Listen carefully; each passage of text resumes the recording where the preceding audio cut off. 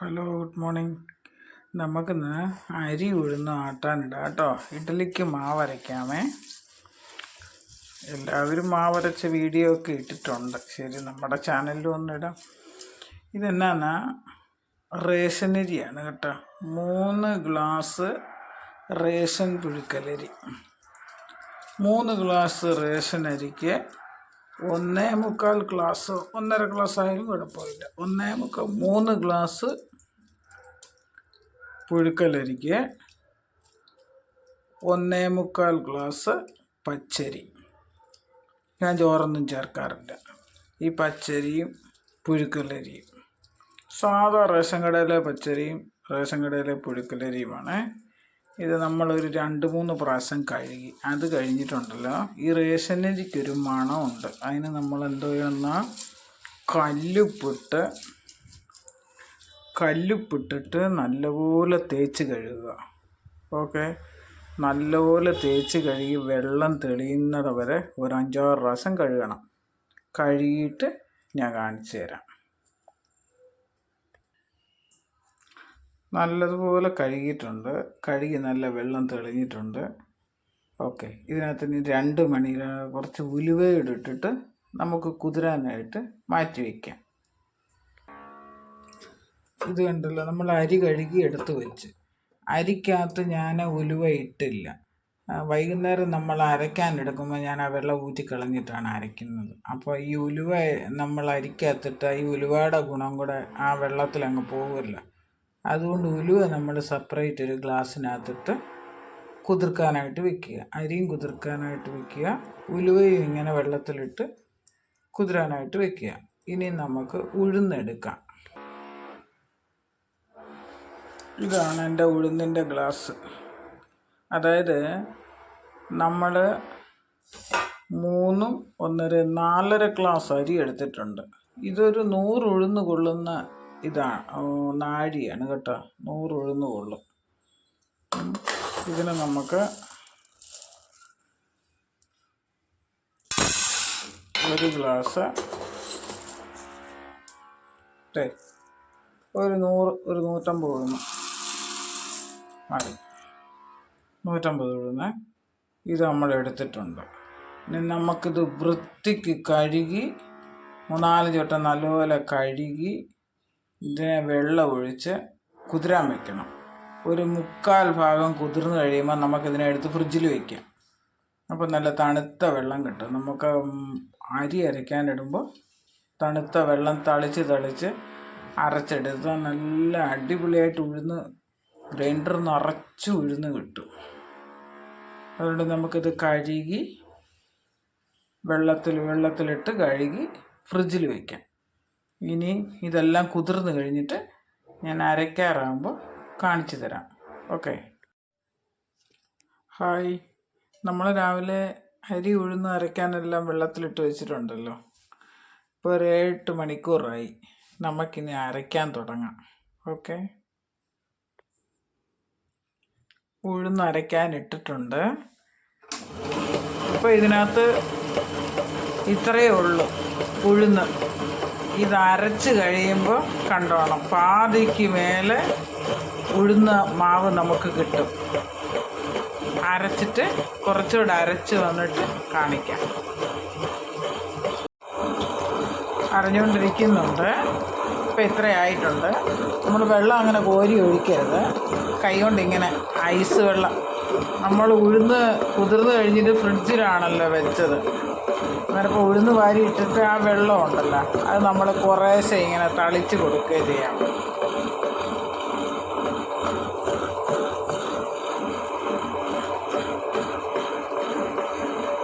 അരയട്ടെ, അറിഞ്ഞിട്ട് കാണിക്കാം. നല്ലതുപോലെ അരഞ്ഞു വരുന്നുണ്ട്. നമുക്ക് അരഞ്ഞോ ഇല്ലയോ എന്നൊന്ന് ചെക്ക് ചെയ്ത് നോക്കാം. കണ്ടോ, വെള്ളത്തിലിടുമ്പോൾ ഉണ്ടല്ലോ നല്ല പന്ത് പോലെ നിൽക്കും. എന്നാലും കുറച്ചുകൂടെ അരയണം. സെറ്റായിട്ടുണ്ട്, അരഞ്ഞ് വന്നിട്ടുണ്ട്. എന്നാലും നമുക്ക് നമ്മുടെ കണക്കിനുള്ള മാവിലേക്ക് ഇതെത്തണം. 150 ഉഴുന്ന് അരച്ചാൽ നമുക്കൊരു കണക്കുണ്ടല്ലോ ഇത്ര മാവ് കിട്ടുമെന്നാണ്. അത് വരണം. നല്ല സൂപ്പർ ഇഡലി കിട്ടും. ഇഡലിയും കിട്ടും, ദോശയും കിട്ടും. നല്ല വെള്ള റേഷനരി കൊണ്ട് നമ്മൾ ഉണ്ടാക്കിയ ഇഡലിയാന്ന് പറയത്തേ ഇല്ല. റേഷൻ പുഴുക്കലരി, റേഷൻ പച്ചരി. ഉഴുന്ന് മാത്രം നമ്മൾ നല്ല ബ്രാൻഡഡ് ഉഴുന്നാണ് ഉപയോഗിക്കുന്നത്.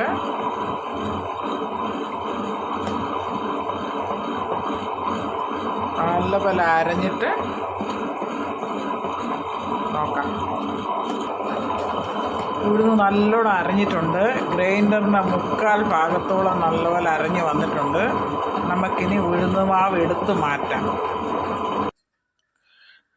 നമ്മൾ ഉഴുന്നെല്ലാം എടുത്തിട്ടുണ്ട്. അരി ഇട്ടിട്ടുണ്ട്. അരിയിട്ട് നമ്മൾ രാവിലെ വെച്ച ഉലുവയില്ലേ, ഉലുവ അതും വെള്ളത്തോടെ ചേർത്ത് വെച്ച്. ഇനി ഇതിലൊരേ ഒരു കാര്യം കൂടെ ചേർക്കുന്നുണ്ട്. അതെന്നാന്ന്, നമ്മൾ കുതിർത്തി വെച്ച ഇത് ചവ്വരി. രാവിലെ ചവ്വരി കുതിർക്കുന്ന കാര്യം ഞാൻ പറയാനങ്ങ് വിട്ടുപോയി. ഇപ്പം ഞാൻ ഇതിനകത്ത് ചേർത്തിരിക്കുന്നത് അരിയും കുറച്ച് ചവ്വരിയും ഉലുവയും ഇട്ടിട്ടുണ്ട്. ഇനി നമുക്ക് ആവശ്യത്തിന് കല്ലുപ്പ് ഇട്ടിട്ട് ഇതങ്ങോട്ട് അരച്ചെടുക്കാം. അരച്ചെടുത്തേച്ച് മൊത്തമായിട്ട് നമുക്ക് സെറ്റാക്കാം.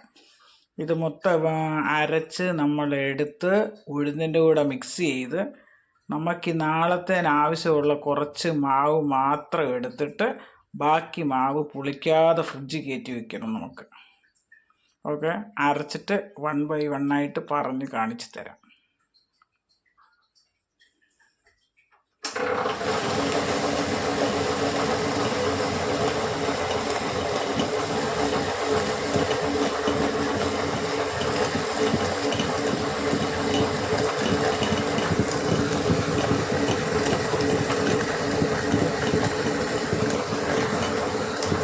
കല്ലുപ്പൂടെ ഇട്ട് കൊടുക്കാം.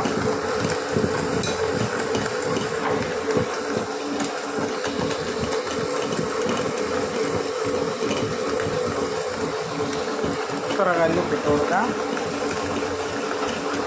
കുറച്ചുകൂടെ കല്ലുപ്പ് വേണം.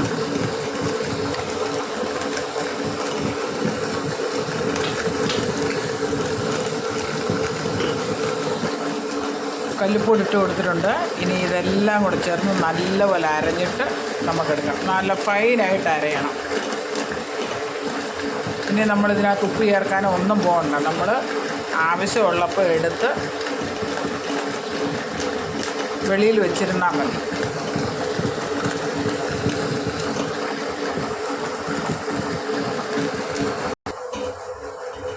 നമ്മുടെ ഉഴുന്ന് കണ്ടല്ലോ, നമുക്ക് ഇത്ര ഉഴുന്ന് കിട്ടി. ഞാനിത് സ്ഥിരം അരി ഉഴുന്നും ആട്ടി കലക്കാനെടുക്കുന്ന ബക്കറ്റാണിത്.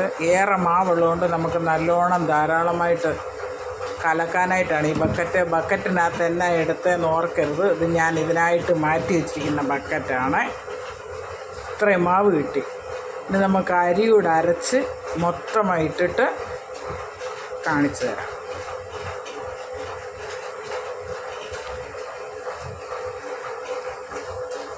മാത്രം എടുത്തൊരു പാത്രത്തിൽ വെച്ചിട്ട് ബാക്കി മാവിനെ നല്ല എയർ ടൈറ്റ് കണ്ടെയ്നറിനകത്താക്കി ഫ്രിഡ്ജിൽ വെക്കണം. എന്നിട്ട് നമുക്ക് ആവശ്യമുള്ളതിൻ്റെ തലേദിവസം വൈകിട്ട് ആവശ്യമുള്ള മാവെടുത്ത് പുറത്ത് വയ്ക്കണം. ഇപ്പോൾ പിറ്റേ ദിവസം രാവിലത്തേന് പുളിച്ച് പൊങ്ങും. അപ്പം നമുക്ക് ഇന്നരച്ച് നാളെ ഉണ്ടാക്കിയ പോലെ ഇഡലിയോ ദോശയോ എല്ലാം കിട്ടും. ഓക്കെ, പിന്നെ എല്ലാവർക്കും എൻ്റെ ചാനൽ ഇഷ്ടപ്പെടുകയാണെങ്കിൽ ഒന്ന് സപ്പോർട്ട് ചെയ്യണേ. ഒന്ന് സബ്സ്ക്രൈബ് ചെയ്ത് ലൈക്ക് ചെയ്ത് ഒന്ന് ഷെയർ ചെയ്ത് എന്നെ ഒന്ന് സപ്പോർട്ട് ചെയ്യണേ please. Thank you. Hi, good morning. രാവിലെ തന്നെ കറണ്ടില്ല ഞായറാഴ്ചയായിട്ട്. നമ്മൾ ഇന്നലെ അരച്ച് വെച്ച മാവാണ് രാവിലത്തിന് നല്ലോണം പൊങ്ങി വന്നിട്ടുണ്ട്. നമുക്കിനി ഇതുകൊണ്ട് ഇഡലി ഉണ്ടാക്കാം. ഓക്കെ,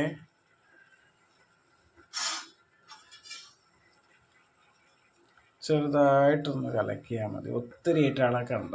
ഇത് കണ്ട, നമ്മളെല്ലാം ഉപ്പെല്ലാം ചേർത്ത് കലക്കിയിട്ടുള്ളതുകൊണ്ട് ഇനി കണ്ടവാനിട്ട് ഇളക്കണ്ട. ഇനി ആവശ്യത്തിന് ലൂസ് വേണമെന്ന് നോക്കിയിട്ട് ഒന്ന് കലക്കിയിട്ട് കാണിക്കാം. മാവ് നല്ലോണം ഇളക്കി സെറ്റ് ചെയ്തിട്ടുണ്ട്. കുറച്ച് ലൂസ് വേണമായിരുന്നു. ഒത്തിരി കട്ടിയായാലും കട്ടിയായിപ്പോൾ കുറച്ച് ലൂസ് വേണമായിരുന്നു. മാവ് അരച്ചതിൻ്റെ നമ്മൾ കല്ല് കഴുകിയ വെള്ളം ഉണ്ടായിരുന്നു, അത് ഉപയോഗിച്ചിട്ടാണ് ഇത് കുറച്ച് ലൂസാക്കിയത്. നല്ല പൊങ്ങി വരുമ്പോൾ കുറച്ച് കട്ടിയാവും. അപ്പോൾ നമ്മൾ ഇഡലിക്ക് പരുവത്തിന് കുറച്ച് ലൂസാക്കണം.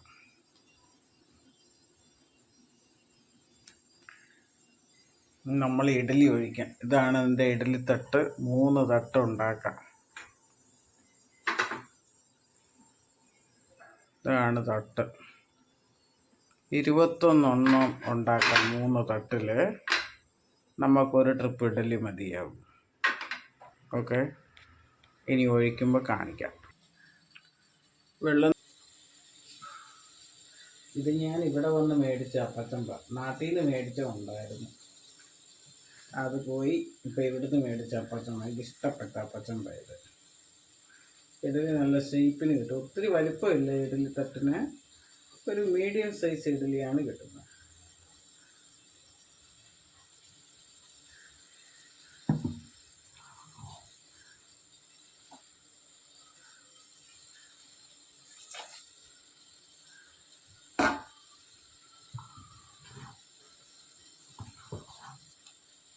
രണ്ടാമത്തെ തട്ട് വയ്ക്കാം.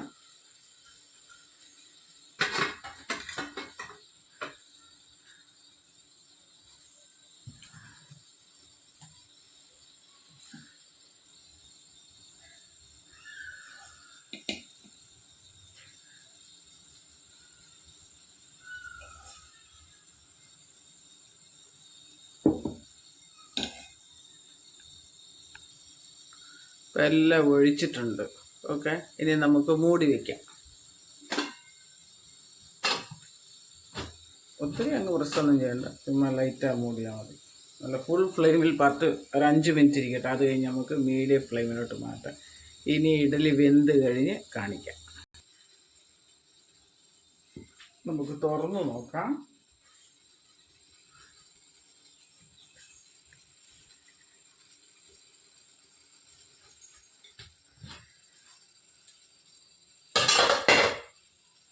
കണ്ടല്ലേ,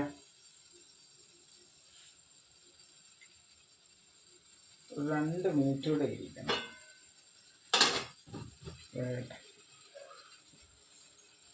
ഇനി വെന്ത് എടുത്തിട്ട് കാണിക്കാം. ഇഡലി എല്ലാം ഉണ്ടാക്കി കഴിഞ്ഞിട്ടുണ്ട്. ഏതായാലും കറണ്ട് വന്നിട്ടുണ്ട്. കണ്ടല്ലോ, ഞാൻ പറഞ്ഞില്ല നമ്മുടെ ഇഡലി ഒത്തിരി വലിയ ഇഡലിയല്ല, എന്നാലും നല്ല സോഫ്റ്റ് ഇഡലിയാണ്. കണ്ട, നല്ല വെള്ള കടയിൽ നിന്നൊക്കെ മേടിക്കുന്ന പോലത്തെ നമ്മൾ നല്ല പൊന്നിയരി വെച്ചുണ്ടാക്കുന്ന ഇഡലിയാണ്. കണ്ടല്ലോ, എല്ലാവർക്കും എൻ്റെ ചാനൽ ഇഷ്ടപ്പെടുകയാണെങ്കിൽ ഒന്ന് സബ്സ്ക്രൈബ് ചെയ്ത് ഒരു ലൈക്ക് തന്നൊന്ന് സപ്പോർട്ട് ചെയ്യണേ. Okay, thank you.